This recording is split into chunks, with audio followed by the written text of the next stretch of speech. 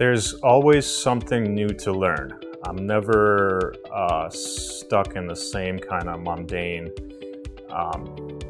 type of work.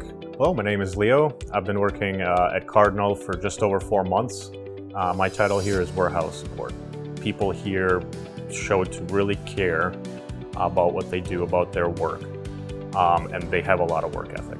What I noticed is how awake people are at 6:30 in the morning, and how ready everyone is to get their day started. People seem very motivated to do well for Cardinal, for our customers, and for themselves as well. If people see you doing something in the shop, they'll usually come up and give you a hand, lifting something, moving it.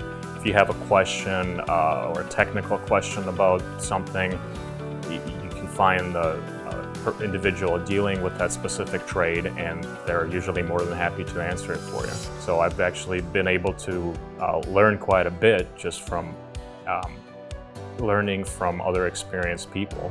There are always new challenges daily, and that's what I like the most, is being challenged and always learning something more.